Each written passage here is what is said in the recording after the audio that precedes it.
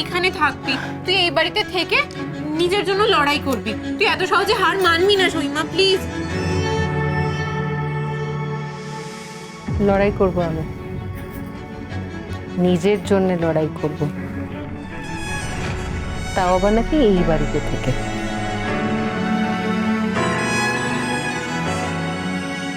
এর থেকে আমি আমার বাবার বাড়িতে চলে যাই, ওখানে পড়াশোনা করব, নিজের পায়ে দাঁড়াবো, নিজের আত্মসম্মান ফেরত পাবো, তারপর না হয়। তোর আত্মসম্মানের লড়াই, তোর নিজের পায়ে দাঁড়ানোর লড়াই তুই এই বাড়িতে থেকেই লড়বি সীমা। তোর নিজের পায়ে দাঁড়ানোর প্রথম ধাপটা রেডি হয়ে গেছে বউটা। এ বাড়িতে থাকলেও তোকে আর দাদার টাকায় খেতে হবে না। সে ব্যবস্থা আমি করেছি। এখন থেকে তুই নিজে উপার্জন করবি।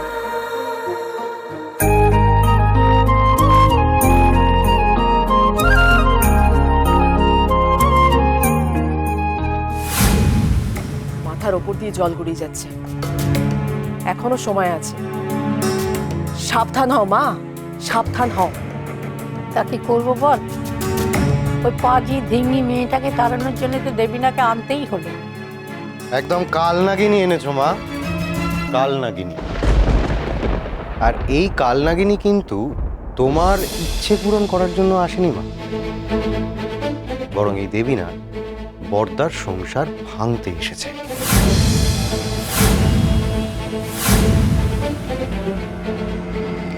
আর কি বলতো মেজ বৌদি, এই ধরনের মেয়েরা না খুব স্বার্থপর, শুধু নিজের সুবিধে দেখে। মানে যে কোনো সময় বর্দাকে ছেড়ে মেজদার সংসার ভাঙতেও,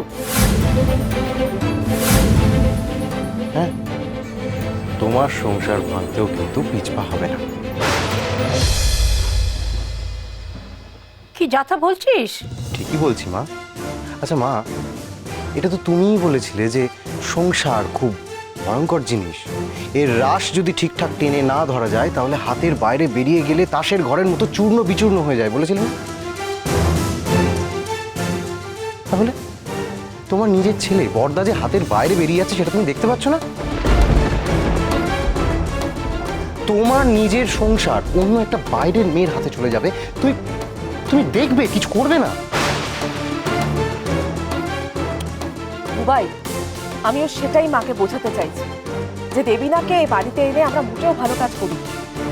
আর এই সব কিছুর জন্য দায়ী মেজ বৌদি। মেজ বৌদি, এই বুদ্ধিটা কেন ফেদেছিলে বলো তো? দেবীনাকে এই বাড়িতে তুমি কেন আনতে গেলে? কেন? মা রাজি হলেন বলেই তো আমি দেবীনাকে বাড়িতে নিয়ে এলাম।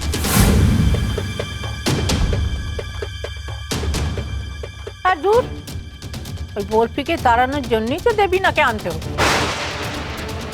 মা, আমি জানি তুমি এই বরফিকে একদম সহ্য করতে পারো না, বুঝতে পারছি।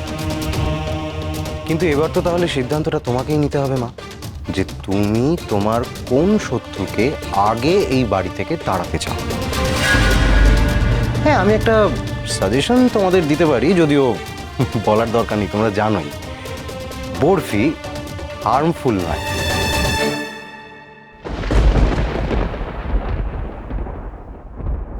অন্যদিকে এই দেবীনা, উফ, ভয়ঙ্কর, ভয়ঙ্কর এবং ক্ষতিকারক।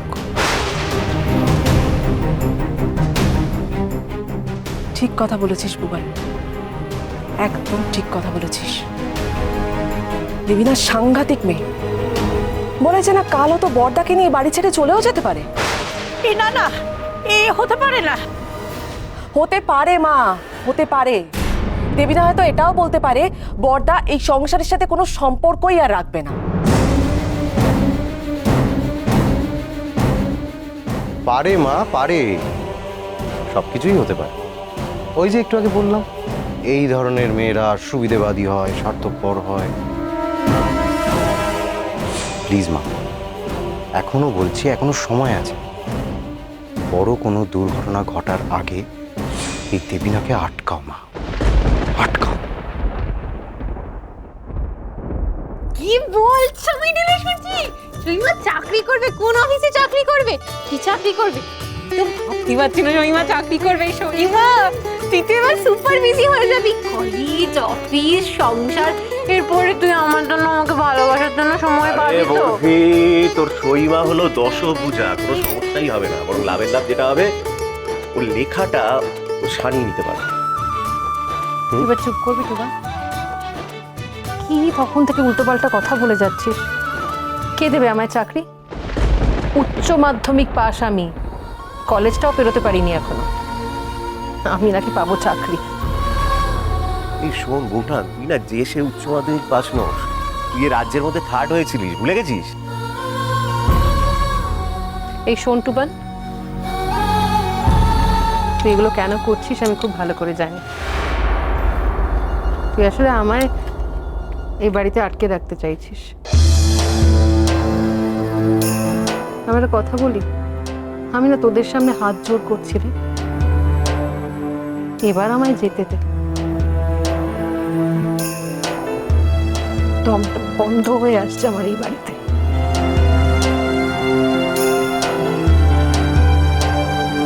কিসের জোরে এখানে পড়ে থাকবো বলতে পারিস? কোন সম্পর্কের জোরে, কোন অধিকারের জন্য আমি এই বাড়িতে পড়ে থাকবো? চারিদিকের পরিবেশটা কি নোংরা হয়ে গেছে আমি ভাবতেও পারি না। আমরা বাবা মা হয়ে ছোট ছোট ছেলে মেয়েদের সামনে যে বিষয় নিয়ে আলোচনা করছি, তর্কাতর্কি করছি, তাতে তো আমাদেরই মাথা হেঁট হয়ে যাচ্ছে বাচ্চাগুলোর সামনে। আমি আর ছোট হতে রাজি নই রে টুবান, তাই আমায় যেতেই হবে এবার। তোকে পারতেই হবে।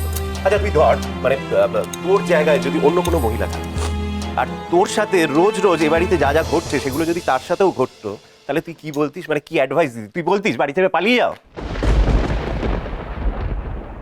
চুপ করে আছিস কেন? ওরে টুবান, ঠিক পালিয়ে যাওয়া নয় রে, তুই বুঝতে পারছিস না। আমি একটু প্রাণ খুলে বাঁচতে চাই, বুক ভরে নিঃশ্বাস নিতে চাই।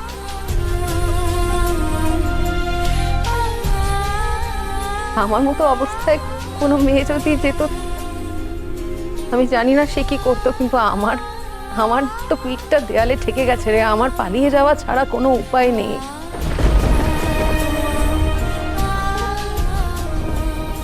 বৌঠান, পালিয়ে গেলে চলবে না, তোকে তোর অধিকারের জোরে লড়াইটা লড়তে হবে। এটা তুই ঠিক বলেছিস। যদি অন্য কোনো মহিলা হতো তাকে কিন্তু আমি এটাই বলতাম, অধিকারের জোরে আর একবার লড়াইটা লড়তে হবে। আমার ক্ষেত্রে তো সেটা কোনো হবে কিন্তু নয় বৌঠান। আর এই যে যেটা বললি, এটাই তোর কাজ, এটাই তোকে করতে হবে। মানেটা হলো, সরি তোকে এতক্ষণ বলা হয়নি, সেটা হলো যে প্রশ্ন করবে তোকে একজন, তার উত্তরটা তোকে দিতে হবে।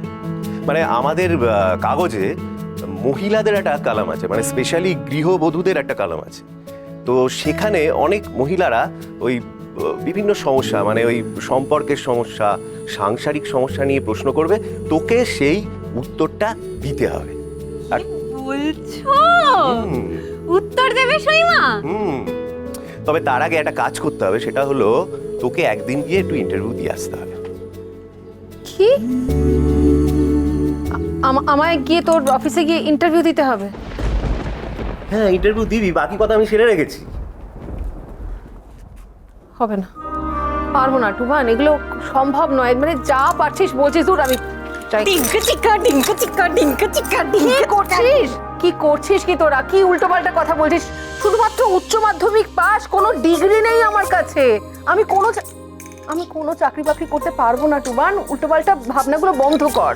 আরে শোন, এসবের জন্য কোনো রকম ডিগ্রির কোনো প্রয়োজন নেই, শুধু সংসার করাটা প্রয়োজন। আর তোর মতো দশভুজারা চাইলে এই পৃথিবীটাকে 360 ডিগ্রি ঘুরিয়ে দিতে পারে।